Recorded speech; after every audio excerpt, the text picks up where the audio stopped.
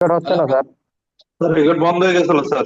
Right, এখন দেখেন একটু মনোযোগ দেন। আমরা যেটা দেখতেছিলাম 41-এ, যেটা আমরা বলতেছিলাম আপনাদেরকে, একটু মনোযোগ দেন। এটা অল্পতে হয়ে যাবে, এটা খুব ইম্পর্টেন্ট একটা ধারা, যেটা হচ্ছে মানব পাচার, যে পাচার দমন ও প্রতিরোধে যৌথ বা পারস্পরিক আইন যে সহযোগিতার কথাগুলো বলতেছিলাম। যে একজন অপরাধী যদি দেশের বাইরে অবস্থান করে, অর্থাৎ আমরা যদি তদন্ত করে দেখতে পাই, একজন তদন্তকারী কর্মকর্তা দেখতে পাই, তাহলে এর যে তাকে গ্রেফতার করার জন্য, তাকে আটক করার জন্য যে আইনি বিধানগুলো, যে পারস্পরিক সহযোগিতার মধ্যে, সেটা এই আইনের বিধানে বলা রয়েছে। এখানে মানব পাচার ও প্রতিরোধ দমন আইনে যে যৌথ পারস্পরিক আইনি সহযোগিতা 41 ধারা। এখানে যে যে আমরা বিষয়গুলো দেখবো, প্রথম বলছে, পাঁচটা বিষয় বলছে। প্রথম হচ্ছে তদন্ত করতে হবে। এটা তদন্ত করবেন কি, যে মানব পাচার অপরাধের সাথে যে তদন্ত, আমরা 19-এ কিন্তু পড়ছি যে একটা তদন্তের স্পেসিফিক ভাবে বলা রয়েছে। 19-এর 5-এর কিছু বিধান রয়েছে, 6-এর কিছু বিধান আমরা পড়েছি না? এখানে তল্লাশির কথা বলা রয়েছে, এখানে আটকের কথা বলা রয়েছে, ভিকটিমের যে আইনগত সে সহযোগিতা পাবে, এটা এখানে আমরা পাবো। তারপর এখানে আমরা সাক্ষ্যটা কিভাবে গ্রহণ করব, এই সাক্ষীর যে বক্তব্যটা কেমন হবে, সরকারের কি প্রতিবেদন কি হবে, আদালতে প্রমাণের কিভাবে উপস্থাপন হবে, এই বিষয়গুলো আমরা পাবো। আর এখানে আরেকটি হবে যে ভিকটিম এবং অপরাধীর যে পারস্পরিক বিনিময়টা কেমন, এটাও পাবো। এবং সাজাপ্রাপ্ত ব্যক্তি এর ভিতর অন্তর্ভুক্ত, দেখা গেছে সাজাপ্রাপ্ত ব্যক্তি দেশের বাইরে অবস্থান করতেছে, অনেক কিছু এর সাথে ইনক্লুড রয়েছে। তারপর তার তার কিছু যে উক্ত আসামির কিছু এই রয়েছে, সম্পদ যে রয়েছে, আমরা যেটা অপরাধ লব্ধ যে আয়টা, অর্থ বা সম্পত্তি বাজেয়াপ্তকরণ একটা বিষয় রয়েছে। এগুলো আরেকটা আছে, ওইদিকে নিয়ে আসো তব্বা, এগুলো আরেকটা আছে, দেখো গা। আচ্ছা, মনোযোগ দেন। যে তার যে সম্পত্তির কথা বলা রয়েছে, আমরা যে 27 দ্বারা কিছু ফ্রেজিং পাবো, জব্দ করা বিধানে এগুলো আমরা পাবো, একটু পরে আসতেছি। এখানে কিছু বিষয় রয়েছে, জরিমানা রয়েছে, ক্রোকের কথা বলা রয়েছে। তারপর হচ্ছে আপনার আইনগত কূটনীতি, কিছু প্রশাসনিক সহায়তার দরকার রয়েছে। আর এখানে আরেকটা বিষয় হচ্ছে, আমরা কিন্তু এই যে 32 থেকে 40 পর্যন্ত পড়েছি, যে মানব পাচার শিকার যে ব্যক্তিদের যে পুনর্বাসন করার জন্য, তাদের যে সুখ সুরক্ষা এবং সমাজে তাদেরকে সামাজিক ভাবে একাঙ্গীকরণের যে বিষয়গুলো, এগুলো আলোচনা রয়েছে। এখানে জাস্ট একটু নিচের দিকে আসতেছি আপনাদের আহ, ধরে রাখার জন্য। এখানে একটা জিনিস মনে রাখবেন, এআই মনে রাখার জন্য একটা শর্ট একটা ইংলিশ রয়েছে, সেটা হচ্ছে আই ওয়্যার। এটা মনে রাখবেন। এই 41 ধারাকে মনে রাখার জন্য আই ওয়্যার মানে, এখানে আই মানে আমি, আই ওয়্যার মানে পরিধান করা, মানে ওয়্যার। দেখেন একটা শব্দ, ডব্লিউ এয়ার, ওয়্যার, এটা মনে রাখবেন। জাস্ট আমি একটু ভেঙে দিছি শব্দটাকে, এখানে কিন্তু একটু ভেঙে দিছি। আই ওয়্যার, এটা মনে রাখলে তাহলে আপনাদের 41 ধারাটা ক্লিয়ার হয়ে যাবে। আপনাদের পরীক্ষা হলে এত একটা ধারাবাহিক ভাবে একটা হুবহু মুখস্থ হলে লেখা দরকার নাই। যেটা এখানে যেটা প্রশ্ন নিয়ে আসছে, সেটা দেখেন। যে তদন্তকারী কর্মকর্তা মামলা তদন্ত করতে গিয়ে দেখলেন যে একজন আসামি কুয়েতে অবস্থান করছেন, বাংলাদেশি আইন অনুযায়ী এমন পরিস্থিতি কি ব্যবস্থা গ্রহণ করা হবে?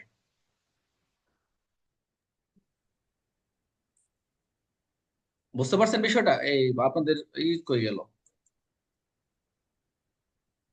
আপনার কি দেখতে পাচ্ছেন এখানে? স্যার জি স্যার, দেখা দেখতে যাচ্ছে। পাচ্ছি স্যার।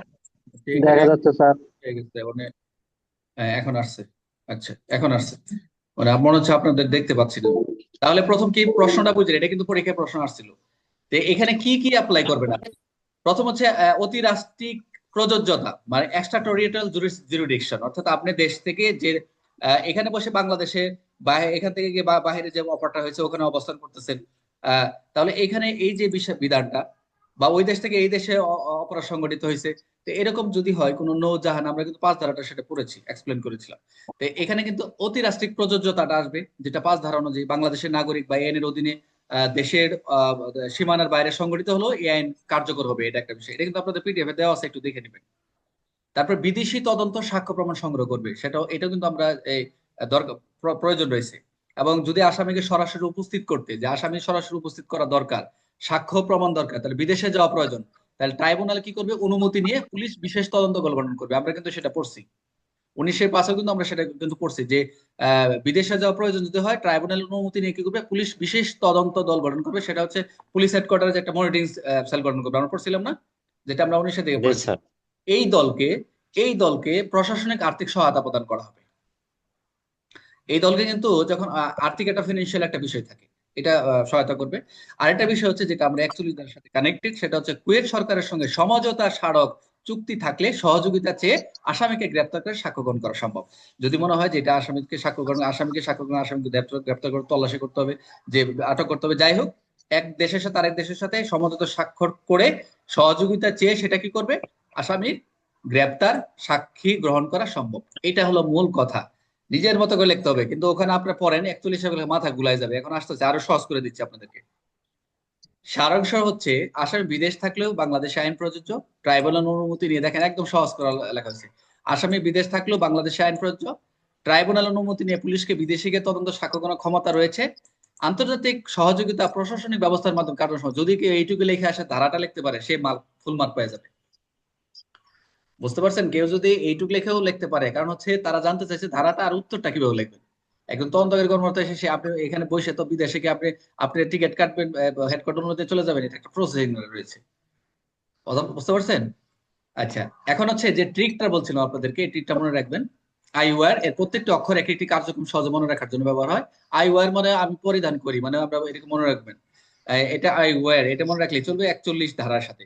প্রথম হচ্ছে ইনভেস্টিগেশন। ইনভেস্টিগেশন আমরা আইতে প্রথম দেখবেন, ওখানে আপনি 41 একে দেখবেন ইনভেস্টিগেশন তদন্তের কথা বলেছে। কি কি শব্দ রয়েছে? তদন্ত পাবেন, তল্লাশি পাবেন, আটক পাবেন। এটা ভিকটিমের আইনগত সহযোগিতা। ওয়েটনেস, এই সাক্ষীদের শপথের মাধ্যমে পরীক্ষা করবেন। সাক্ষীর যে বক্তব্য আদালত প্রমাণের বিষয়গুলো সে আদালত উপস্থাপন করবেন। এগুলো কিছু কিছু ইলেকট্রনিক মিডিয়া, ইলেকট্রনিক প্রিন্ট বা ইলেকট্রনিক কিছু ডিজিটাল স্বাক্ষর রয়েছে, সেগুলো কিন্তু ওগুলা আদালতে গ্রহণযোগ্য। আমরা এগুলো দেখবো। তাহলে ডব্লিউ তে উইটনেস মানে সাক্ষী, শপথের মাধ্যমে সাক্ষীর পরীক্ষা করবেন। 1 নাম্বার তদন্ত, 2 নাম্বার হচ্ছে উইটনেস, 3 নাম্বার হচ্ছে এক্সচেঞ্জ, মানব পাচার শিকার এবং অপরাধীর পারস্পরিক একটা বিনিময়ের একটা বিষয় থাকবে, পড়ে দেখবেন। 3 নাম্বার অ্যাসেট, যেটা বলছি অ্যাসেট মানে তার সম্পত্তি। কিরকম থাকবে অ্যাসেটটা? অ্যাসেটটা হচ্ছে যেটা হচ্ছে তার যে সম্পত্তি থাকবে তার বাজেয়াপ্তকরণ। এখন সে কোটি কোটি টাকা পাহাড় করছে দেশের বাইরে, মাদকের টাকা মনে করেন বা এর টাকা মানব পাচারের, এখন সেই টাকা কি বাজেয়াপ্ত করবেন না? এগুলা ক্রোক করবেন না? তার জায়গা জমি ক্রোক করে, এগুলো হচ্ছে আইনগত যে প্রশাসনিক বিষয়, এগুলা কার্যক্রম করবে। আর এটা হচ্ছে রিহ্যাবিলিটেশন, যেটা হচ্ছে পুনর্বাসন, যেটা বলছি। অবশ্যই মানব পাচার যিনি শিকার ব্যক্তি হবেন, ভিকটিম হবেন, অবশ্যই তার টেকসই পুনর্বাসন, তার ক্ষতিপূরণ আমরা 32 থেকে কিন্তু 40-50 দিকে পড়েছি। এবং স্বদেশের সামাজিক একাকিকরণের জন্য এই 41 ধারা আনা হয়েছে। তাহলে এখানে কি কি মনে রাখবেন? 5টা শব্দ না, 5টা শব্দ মনে রাখার জন্য আই ওয়ারটা মনে রাখবেন, 41 ধারা। এটা আপনাদের পিডিএফ দেওয়া আছে, একটু লেখা রেখে এটা মনে রাখবেন নিজের মতো করে, আর কিছু দরকার নেই। মনে রাখার জন্য I were, investigation, witness, exchange, asset, rehabilitation. আমি আপনারা একটু পড়ে দেখেন। এখন আমি যদি এখন পুরোটা পড়ি, দেখবেন মোটামুটি এই হয়ে গেছে। আপনারা যে এখানে যে 41 ধারাটা আপনি দেখবেন, এগুলা আপনাদের সহজ করেই, সহজ যাতে মনে রাখেন, কারণ এই যে আইন এইভাবে পড়ে মুখস্থ রাখা সম্ভব না। এখন দিয়ে প্রশ্ন করি, আপনারা কিভাবে পারেন কিনা দেখি। আচ্ছা, এমসিকিউ দেখেন। এই ক্লাসটা 4 মিনিট হবে, এরপর দ্বিতীয় সেশন যাবেন। দ্বিতীয় সেশন আমরা রিভিশন করবো, কেউ যাবেন না। 41 ধারা অনুযায়ী সরকার কোন কোন কারণে সমতা চুক্তি স্বাক্ষর করবে? কোন কারণে? এই যে সমতার যে আহ, ঠিক আছে, আমি দাওয়াত নিলাম।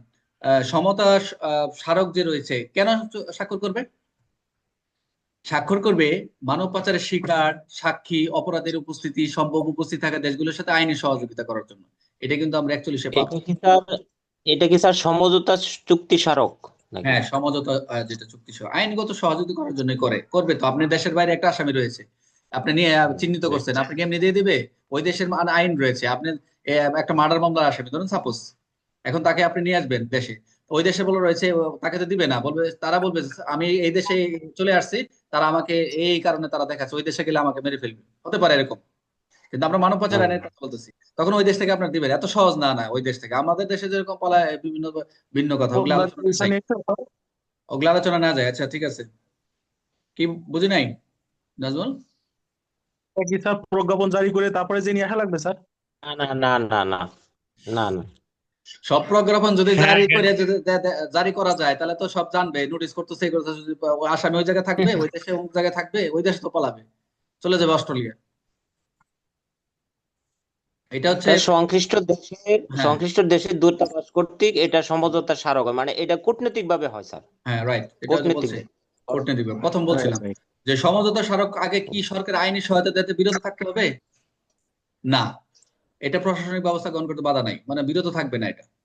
তারপর হচ্ছে এই যৌথ আইন, এটা মনে পরীক্ষা আপনার দিয়েছিলাম। যৌথ আইনের সহায়তা কোন কোন বিষয় অন্তর্ভুক্ত থাকবে? কি কি বিষয়?